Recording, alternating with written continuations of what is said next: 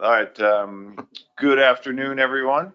I want to call to order the meeting of the Tautog Management Board. My name is Bob Beal, and I'm the stand-in chair for this meeting. The chair was Justin Davis from Connecticut, but he's taken a new job and no longer able to chair this meeting. So I'm the stand-in chair until we get to agenda item number 6 and elect a new chair. So I'll be looking forward to that. Is there, for agenda item number 2, board consent, I want to see if there's any changes or additions to the agenda that was published in the briefing materials. Seeing none, that stands approved. Next is approval of the proceedings from October of 2023. So it's been a while since this board's gotten together. Are there any adjustments or changes to the proceedings from October of 23? Seeing no hands on that, we will consider those proceedings approved. Now it brings us to public comment. Is there any public comment on the items not on the agenda today? When we get to item number 4 and 5, we'll give a brief opportunity for public comment if needed, but I don't see any hands in the back of the room because I don't see any people in the back of the room. Is there anyone online? No, no one online. So that speeds this up. With that, I should have introduced the folks that are up in the front here. To my left is Craig Wheaton, the chair of the Technical Committee from Maryland. To his left is Brian Scott, Law Enforcement Committee representative from New Jersey. To my right is James Boyle. To James' right is Dr. Katie Drew, helping out with any difficult assessment questions. So that's who you've got up front here. With that, and Craig, if you're ready, we will jump right into the presentation of the Technical Committee review on New York study for alternative commercial tags for Tautog. So take it away, Craig. Thank you for being here. I'm going to run through New York DEC's feasibility study. In response to the reported issues with the commercial tagging program, the New York State Department of Environmental Conservation conducted a feasibility study last summer to find a better tag for the live market. I put down some facts for those here. The tagging program was implemented in 2020, but years of work went into this, and New York was given an exception, and they implemented it in 2021 due to the pandemic of COVID-19.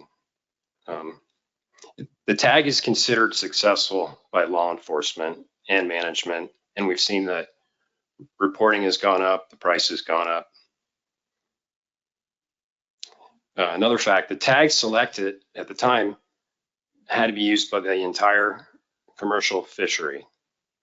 There was no declaring if you're going to be a live fishery fisherman or the traditional fishery at the time. So everyone uses the same tag. And this assumption that it wouldn't change went into this study. Another fact, members of the live market industry are not satisfied with the tag performance.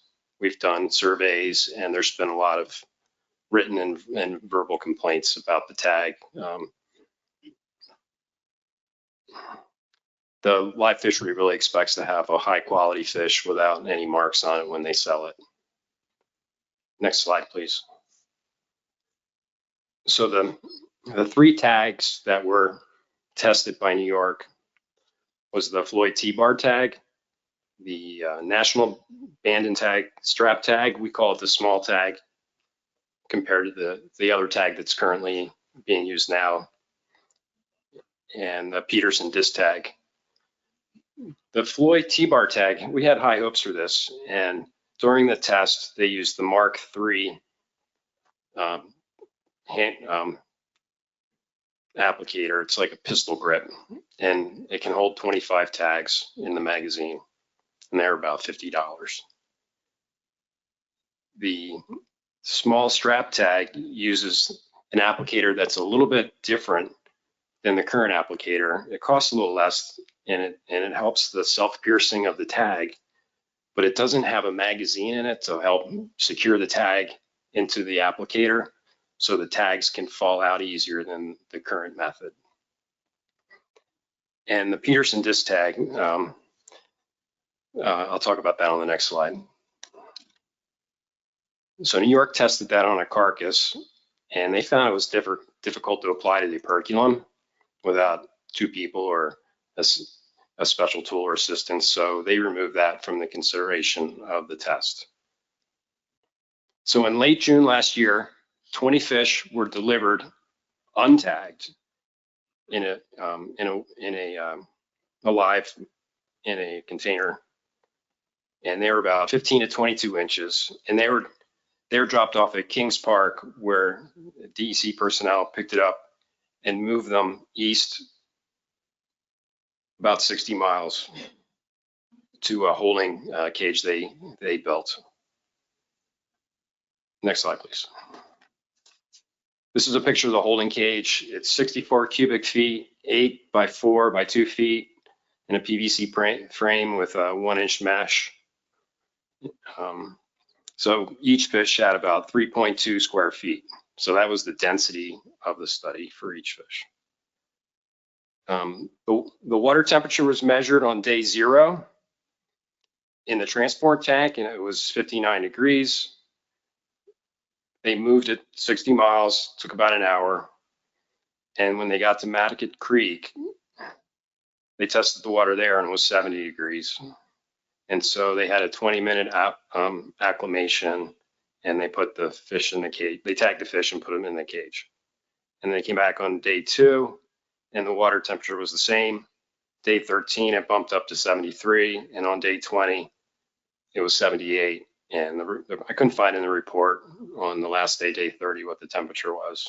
So they were put under stress.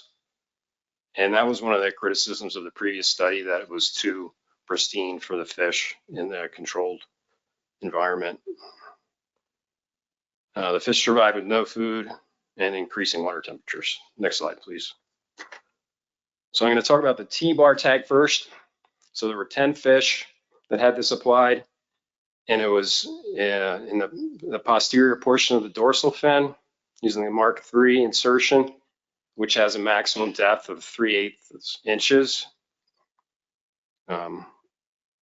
And the needle pushes it through, and it should go through the interstitial rays, and then the barb should anchor behind the bony structure of the fish. And this is a picture of it. Next slide, please.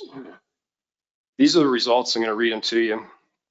I took them from the report and just sorted them a little bit different, so it was easier to explain.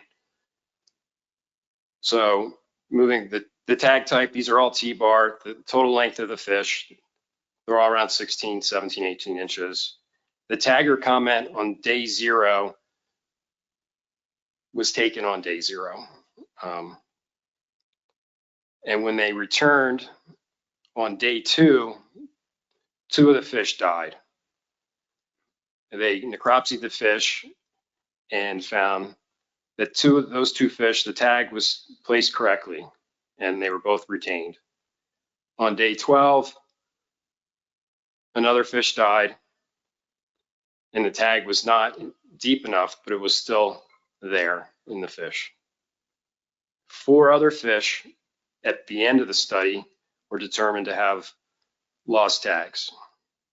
And this was kind of saddening for us to read that, but I went back and listened to a previous board meeting where Mr. Roy Miller suggested, he said, you should be concerned maybe about using the T-bar tag because the Tautog might want to eat it.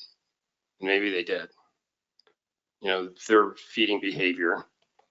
So unfortunately, all those tags are lost, which is just, we can't have that.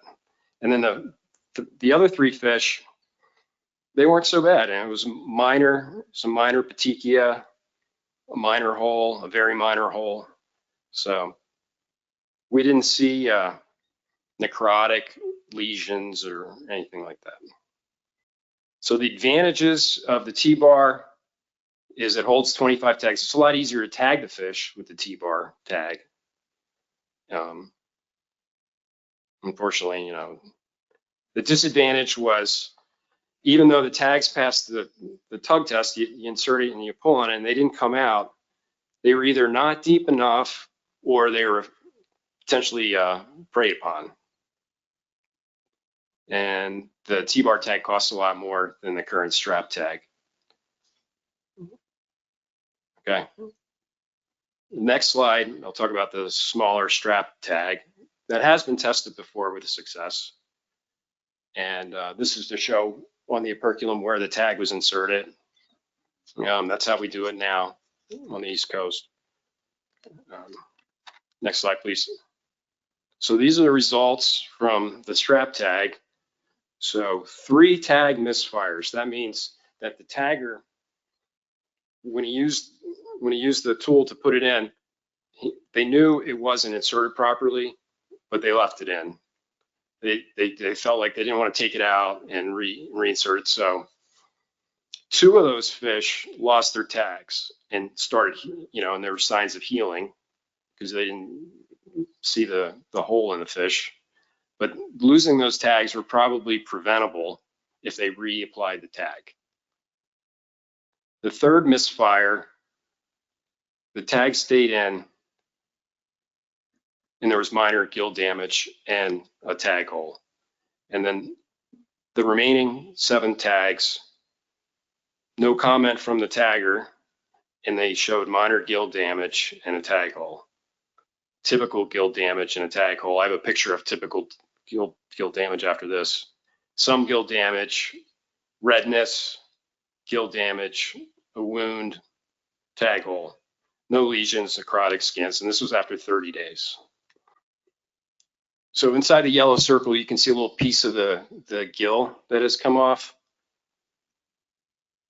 right where the tag rests. So that was one of their worst pictures from the study. Next slide, please. The pros and cons. The advantage was that you could tell that the tag misfired or didn't lock in when it was applied. So maybe best practices would be to reapply the tag. These smaller tags are less expensive. They're about 40% less than the current tag, and there's a smaller tag hole. The disadvantage is, everyone's gonna have to buy a new applicator. There's no locking mechanism for the tag to seat in, and it still does create a hole that's susceptible to bacteria, but all tags do that. Bless you. Next slide. These are the recommendations from New York DEC. And given the problems they encountered with the smaller strap tag and the T-bar tag, this study did not find a viable alternative to the current tag. They also discussed with the industry members that the cost will go up using the T-bar tag, and they weren't willing to absorb the cost.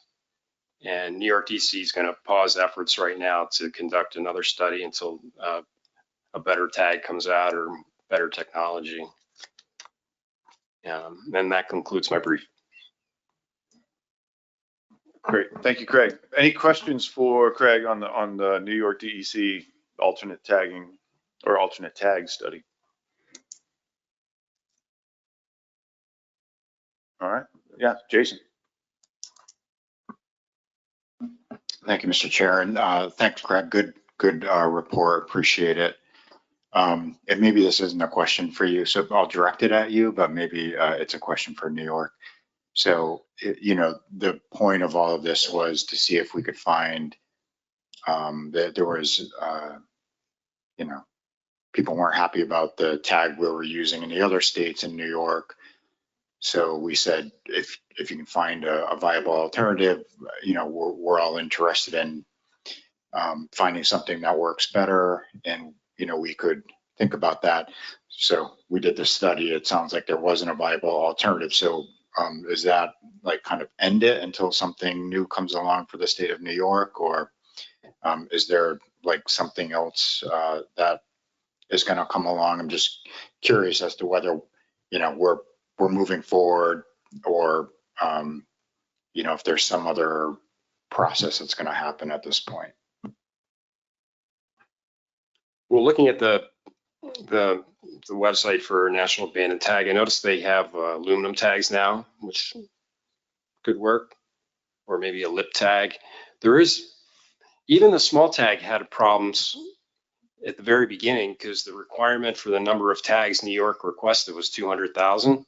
So we had to have space on the tag to fit all those, right? And James and I worked through with a smaller tag, they could shift from numeric designators in the front to alphabetic. So that would give you 26 possible numbers instead of 10 and 9. And so with that, I know there was talk about possibly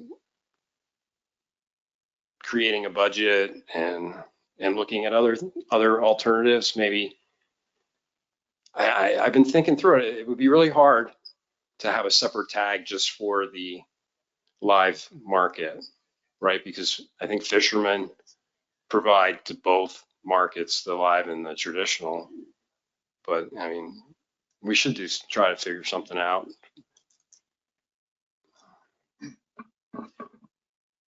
Jason, you have a follow-up? All right, we'll go to Jesse, then come back to you.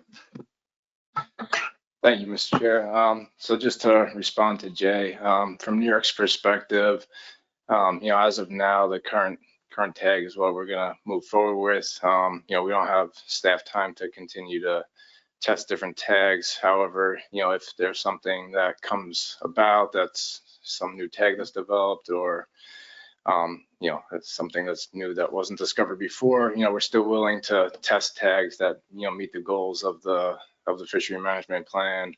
But they also have to be cost effective to the masses. So that's another factor we need to consider as well. So thanks. Great, thanks, Jesse. I'll do Jason and then Dan.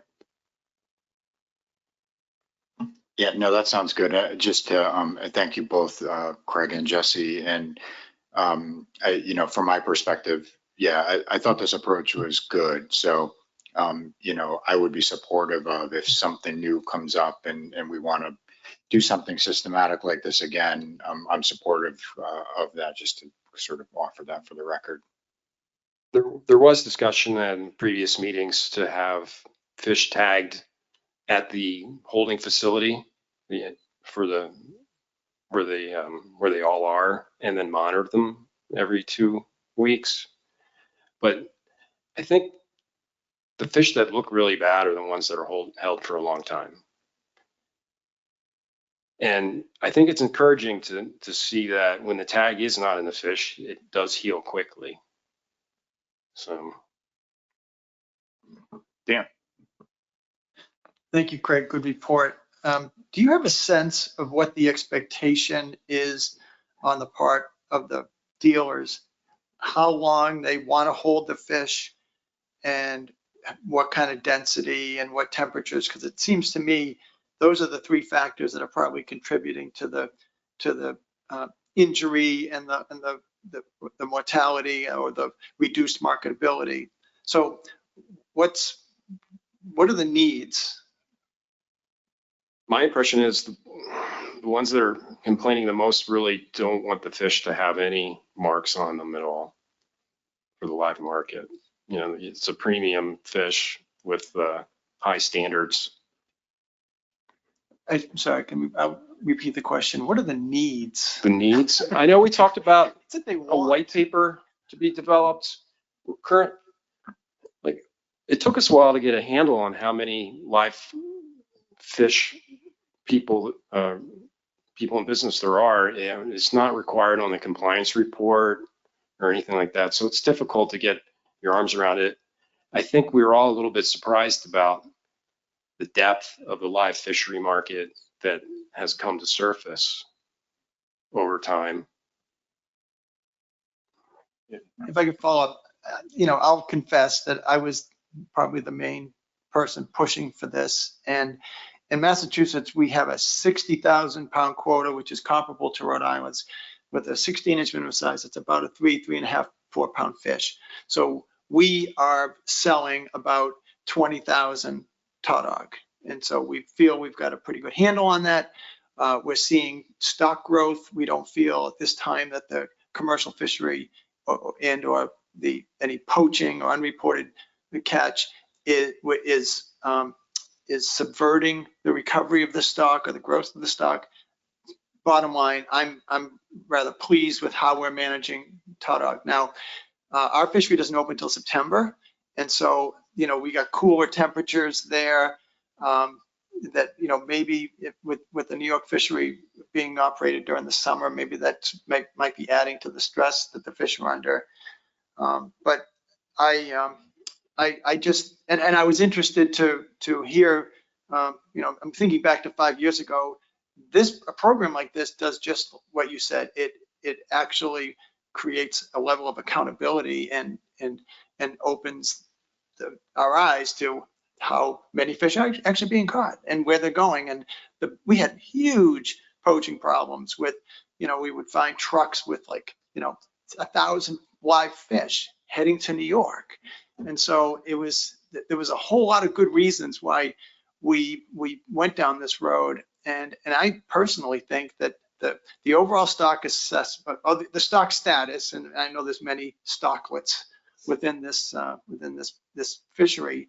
I think they've really benefited, and I'm really pleased that we're going to continue with tagging with this level of accountability. So. Thanks, Dan. I think one of the quote unquote needs that varies is how long they keep the fish and how long they want to keep the fish, but I don't know the answer to it. Are there hands over on this side? Yes, Roy. Thank you, Mr. Chair. Craig, appreciate you taking the time to share these results with us. Could I ask a question concerning the original strap tag, which is a larger tag?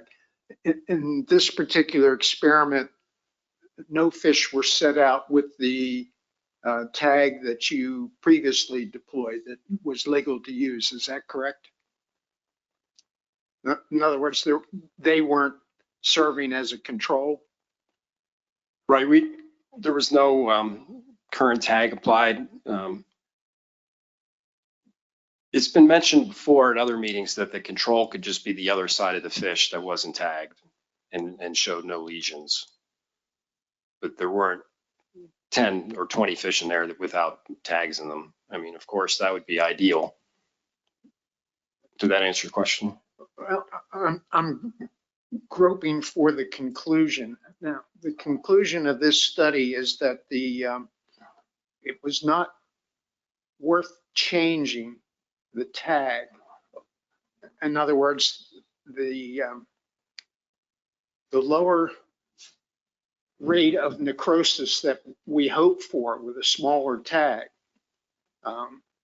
Your results showed that the gill damage wasn't appreciably different than it was with the larger strap tag, or am I not correct in assuming that? Right, that's what the New York came up with. But I think there may be other concerns too with the applicator and putting the numbers on the state, the year, the number on the tag as well, and then having everyone buy a new applicator. That might have gone into their conclusion.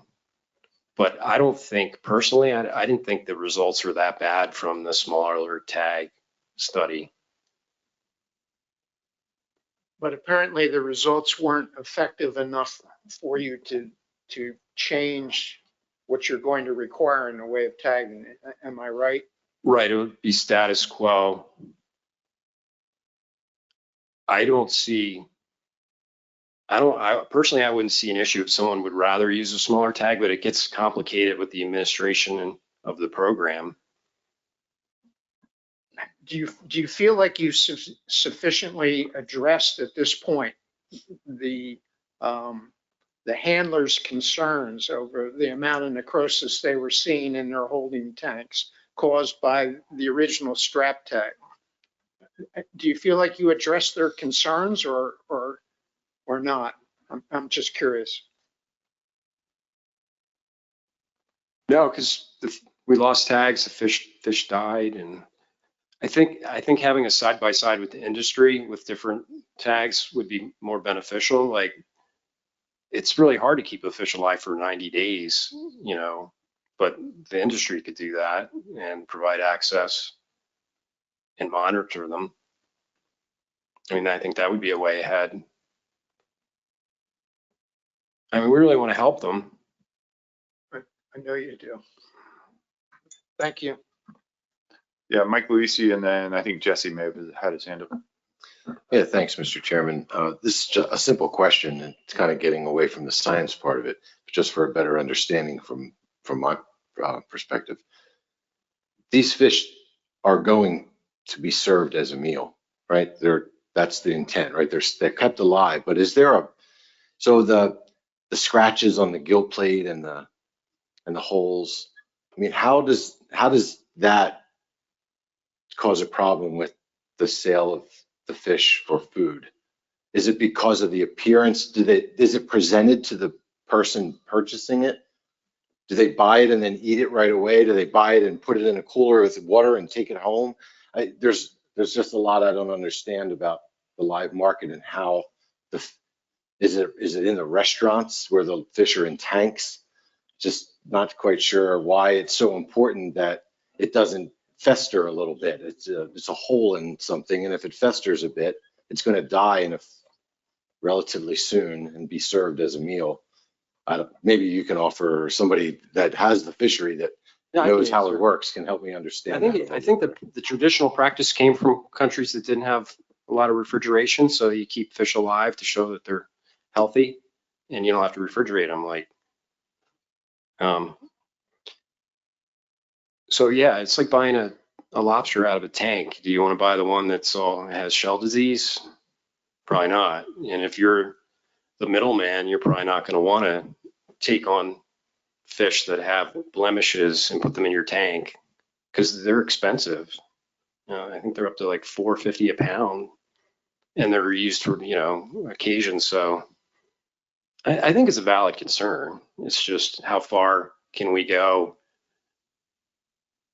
to find a tag that's going to work for captivity over 30 days, I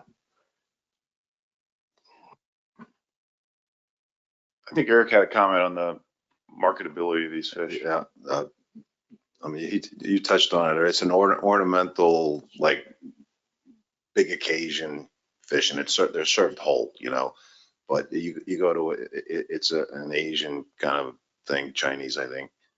But you walk by the restaurant and they're all swimming in the tank, and you're exactly right. Nobody wants to, the one that's laying on its side in the bottom of the tank. Nobody's buying that. But it's not like they're filleted; they are served whole, so that's a big thing. But honestly, the real problem here is not the tag; it's how long these guys keep Tautog in a swimming pool in their basement. Because the price peaks at certain times of the year because of holidays or whatever it may be. The fishery closes. I think 30 days is amateur hour. I think it's, they hold those fish a long time because when the season ends, they have to hold them until, a month, 2 months, who knows how long. And literally, in your basement with a little swimming pool in it, the shape of the tank means a lot. Usually it's a round tank because it's a rectangle tank like that. The fish get stuck in the corner. They actually swim to the corner and they get stuck in the corner, and then they hurt themselves from being in a corner. There's a round tank, they swim around. They don't get hurt, but there's a lot to it. But I think the real problem is the time between the end of the season and the market peak. That's the real problem. It's not the tag. It's just the time. So you're not going to solve that. You're not going to make anybody happy. So I'm good with the way things are now. But that's the seller's got to be able to take care of his fish, so he supplies the market with what he wants. So yeah. Great, thanks, Eric. I had Jesse, and then I think Rich, you had your hand up as well. Thank you, Mr. Chair. I was just gonna respond quick to Roy about the smaller tag. So yeah, some of the issues with the misfiring is why it wasn't looked at further. But before we would consider changing tag or moving along that path, we'd want to make sure our tag was tested, in a facility, in a holding tank that a fisherman has, to make sure that the lesions don't, show up there, not just in our experimental kind of setup. So we'd want to see it actually in the market to make sure that, they're not seeing the same issues that they see now. So. Rich, go ahead, please. Thank you, Jesse. That actually helps with my question, because what I was curious about, what are the industry holding practices? Because this study is informative, but if I feel like if they're in high densities in a closed recirculating system with not much water volume, it doesn't matter what tag you have in there, you're going to have lesions and infections. But these animals were held in situ and at the dock. So it's I agree with Eric and Jesse that it would have to be tested in conditions similar to how the industry actually is holding its fish. Thank you. Great, thank you, Rich. I think that's all the hands I saw. So I guess the question for the board is everyone comfortable with status quo, with the understanding that if a new tag type comes along and there's time and or resources, financial resources to do some more studies on this, then we'll go down that road and study the alternate tags, should there be an opportunity to do that. Is everybody comfortable with that? Is that kind of where we are? All right, I see no objections and a lot of heads nodding yes. So we'll accept that as the plan moving forward, and we'll see, we'll keep an eye on this and see where it goes. So with that, we'll go to agenda item number 5, which is Dr. Drew will give an update on the Tautog stock assessment. Please, Katie. Thank you, Mr. Chair. This will be a much shorter update than the previous stock assessment update I gave at the last meeting. So yes, we have formed the stock assessment subcommittee. I think you guys approved that over email, and we have good representation in all regions. There's several people who are sort of new to the ASMFC process, like new hires or newly involved in the SAS. So we're really excited to get them kind of on board and into the process, and learning and bringing new fresh blood to this SAS and hopefully to future SASs. So we are meeting regularly to discuss data processing as we move forward with the assessment. We have data through 2023 submitted, and the deadline for the 2024 data is May 16th.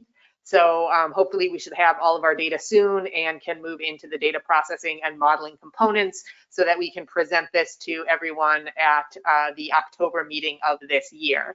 Obviously, I think maybe the one thing we've talked about as a TC that you guys maybe have thought through already, maybe not, is the fact that we will not have the newly calibrated MRIP data as part of this, because this assessment will be completed this year and the new estimates are not scheduled to come out until basically this time next year.